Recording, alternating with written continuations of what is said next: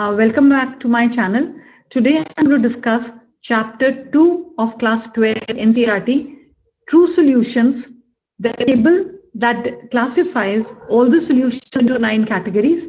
I'll be talking about the significance of each component and helping you to differentiate between another such table that you do in chapter 5 of surface chemistry, colloidal solution. What is the difference between the various examples under each classification and how not to make a mistake while working on this topic, right? So let us go ahead with discussing true solutions and colloidal solutions from the topic. Okay, here you have a table of true solutions in front of you. Now, true solutions are homogeneous mixtures of 2 or more chemically non-reacting substances whose composition can be varied within certain limits, right? True solutions are homogeneous mixtures of 2 or more chemically non-reacting substances whose composition can be varied within certain limits. The key words that you need to understand: true solutions are homogeneous mixtures and they contain chemically non-reacting substances whose composition can be varied within certain limits. Within certain limits means, let us say I'm talking about a 1 ppm solution of something. So you can vary the concentration between 1.01, 1.02 or say 0.99 or 0.8, but you can make the composition 2 ppm or 3 ppm. If you think the composition to 2 ppm or 3 ppm, it's no more the same solution, no more the same mixture, is going to have different properties. So I'm going to classify this. Children, on the basis of solvent and solute. Solvent, which is the larger component, the component which is present in greater quantity, and solute, which is the smaller component, the component which is present in lesser amount. So the solvent is either a solid or a liquid or a gas. We're taking 3 solvents and we are taking different physical states as solutes in each of these. Like we have the first one, solid and solid, then liquid solid, then gas and solid. Similarly, we have solid and liquid, liquid and liquid, gas and liquid. And similarly, we have the third physical state, gas, as a solvent with 3 different physical states in it as the solutes. Now, under solid and solid, the example is all alloys. Alloys are homogeneous mixtures of 2 or more metals or a metal and a non-metal. So homogeneous mixture of alloys, in practical limits, mixtures of 2 or more metals are homogeneous, hence placed under true solutions.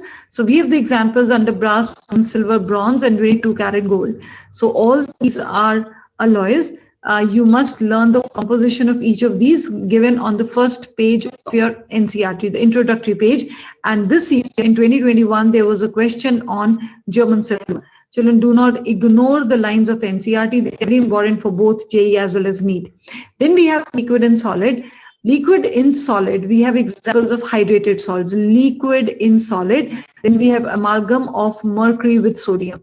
Now, very important to understand here, hydrated salts. I take the example of barium chloride .2H2O. This is one example that you discussed in your class 11th. We studied this example in class 11th in hydrogen chapter under interstitial water. So when we are talking about barium chloride .2H2O, barium chloride is the solid. Barium chloride is the solid. And this solid makes a lattice, barium ions and chloride ions. Within the interstitial spaces of that lattice, water is trapped, right? So barium chloride, kind of hydrated salts, are examples of liquid trapped in solid. Hence, hydrated salts are example of this. Not all hydrated salts, but many. So if I write down barium chloride .2H2O as solid, or if I write barium chloride .2H2O as aqueous, and I ask you, tell me what kind of solvent is this? So this solid is going to be what kind of solution? This is water in barium chloride. That means liquid trapped in solid, whereas this is going to be aqueous. Aqueous means in this component, we will have barium chloride .2H2O dissolved in water So barium chloride is going to be the solid solute and water is going to be the solvent. Please remember this. Okay. Then amalgam. We have amalgam of mercury with sodium. So if you take liquid mercury, which you know is a liquid, and you mix it with molten sodium, melt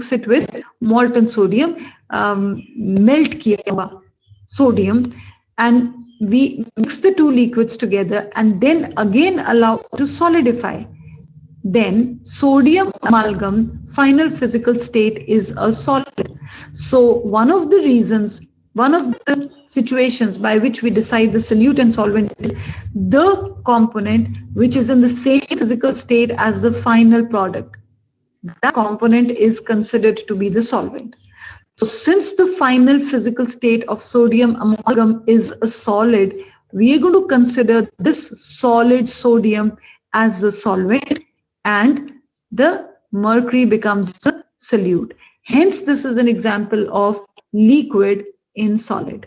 Then we have gas and solid, that is dissolved gases in minerals or hydrogen and palladium. In +1 again, hydrogen gets trapped in the interstitial spaces of palladium. So this is an example of a gas trapped over a solid, a gas in solid kind of solution. Similarly, we have liquid solutions. The most common, this is one important question that can be asked, the most common important kind of solutions, common and important kind of solutions are the ones where the solvent is a liquid. So we have solid in liquid, liquid in liquid, and gas in liquid. Solid in liquid is the most common type that we often study, that is salt or glucose or sugar or urea, any of the soluble components present in water. Then we have liquid and liquid, any example which involves miscible liquids. Miscible matlab soluble. We use the word miscible for liquid and liquid kind of solutions, the way we use the word soluble for solid and liquid. So these are the miscible liquids. Okay. Then we have gas and liquid, all aerated drinks or oxygen in water. Gas in liquid, aerated drinks or oxygen in water. These are examples of gases in liquid. Okay. Now, solid in gas, iodine vapors in air or camphor in nitrogen gas, or you can in general learn of any sublime substance in any gas. Any sublime substance which can be camphor, which can be naphthalene, which can be ammonium chloride, which can be anthracene. Camphor, ammonium chloride, anthracene, naphthalene, any of these in any gas like air, oxygen, nitrogen, etc. are going to be a solid and gas kind of solutions. Why solid and gas kind of solutions? Because these, although iodine vapors are mixing with air, but iodine in its ordinary physical state is a solid. Please remember that, right? Similarly, we have liquid and gas in the same way. Humidity, that is water vapor in air. Water is a liquid at ordinary room temperature conditions, so humidity in air comes under this category. Chloroform mixed with nitrogen. Chloroform is also a liquid at ordinary room temperature. Its vapors mixed in nitrogen are going to form liquid and gas kind of mixture. Gaseous mixtures are always homogeneous mixtures. So remember, any two gases mixed together is always going to be an example of true solution. So these are the examples of true solutions. Now, how not to mix this with colloidal solutions? Look at this. This is colloidal solutions, the table of colloidal solutions. Colloidal solutions are heterogeneous mixtures of two or more components. The larger component is called as dispersion medium. Just remember, the way we use the word solvent for true solutions, we are going to use the word dispersion medium for colloidal solutions. Dispersed phase is going to be the smaller component. The way we use the word solute for true solutions, we're going to use dispersed phase for the smaller component, right? And in the same way as we discussed 9 kinds of solutions under true solutions, we are going to discuss here 8. Why 8? Because gas will never form a heterogeneous mixture. So we do not have the gas in gas category under this. We have only the first 8 categories. Under this, if the dispersion medium is solid, that means you can visualize in your mind, if you find this term difficult to relate and understand and memorize, dispersion medium is the same thing as solvent discussed in true solutions, the larger component. So if dispersion medium is solid and the dispersed phase is solid, this is solid in solid kind of solution. We call it a solid sol. Solid sol. Solid in liquid is a liquid sol, and solid in gas is the aerosol, gas aerosol, right? Now, similarly, liquid in solid is a gel, liquid in liquid is an emulsion. And remember, this liquid in liquid is formed by immiscible liquids. This is formed by immiscible liquids, not miscible. When two miscible liquids combine, we get a true solution, and when two immiscible liquids combine, we get an emulsion. Liquid in gas is an aerosol, gas in solid is a solid foam, and gas in liquid is foam, right? So how do we remember the example? Solid in solid, that is solid sol, is colored glasses or gemstones. If you relate gemstones, you can see different components, sometimes a grainy texture also. True solutions are clear, homogeneous, they have a single phase, whereas colored glass or gemstones, you can differentiate between the different components with the naked eye, so they form a heterogeneous mixture, hence an example of colloidal solution. Here we talked of alloys as an example of true solution. So this is solid and liquid, this is a sol. Here we have examples of paints, cell fluids, or muddy water, because these are all heterogeneous. But if we were talking about a true solution, then in this we would talk about something like salt in water, sugar in water, etc. So solid in gas is an aerosol. Aerosol is smoke and dust, right? Smoke and dust. Why? Because solid carbon particles or dust particles are present in a heterogeneous mixture with air or gases. So this becomes solid in gas aerosol. Remember, these are all heterogeneous. And when we talk about solid in gas for true solutions, what did we discuss? We gave the example of iodine. Iodine in air or camphor in air, sublime substances which vaporize and form a homogeneous mixture with air. But in this case, we have smoke and dust.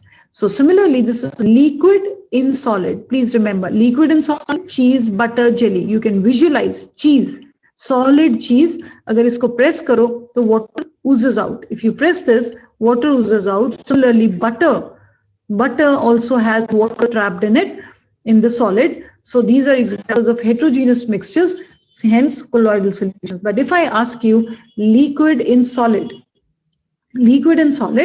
but a true solution. So what is the liquid in solid true solution? Yeah, liquid in solid true solution we discussed as something like amalgam. Okay, so liquid there. Under true solutions, it was alcohol and water, because alcohol and water are miscible. This is a combination of immiscible liquids. All your cold creams, vanishing creams, etc., all these are basically colloidal solutions of two liquids together. So liquid in gas is an aerosol, fog, mist, cloud, insecticide sprays. Remember, all these are liquid in gas, colloidal solutions. But if I want a true solution of this category, it is going to be water vapor in air, humidity in air, chloroform in air, which forms a homogeneous mixture. So then we have a gas and solid. These are examples of colloidal. And gas and liquid, again, froth, whipped cream, soap lather. Here heterogeneously, gas is trapped inside a liquid. Whereas when we were talking about gas and liquid, true solution, gas in liquid, true solution, we talked of aerated drinks, that is carbon dioxide in water, something like Coke or say Sprite or any such drink. Okay, so gas in solid would be pumic stone or foam, rubber, etc. So Do not confuse between the examples of true solutions and colloidal solutions, and in what way is this asked in your board exams or in JEE. In board exams, they might ask you directly, give an example of so and so. Because when you do both the chapters, then there's a lot of confusion that children face in answering the examples. So children, please learn with clarity. Learn it once while you're doing solutions chapter. Again, repeat it when you're doing surface chemistry so that you have a clear idea of the examples. In JEE as well as in boards, you can be asked as a subjective question or as MCQs to identify the solvent or the physical state in a particular solution out of all these examples you've done. So as with examples that you can relate with this topic would be helpful. So thank you.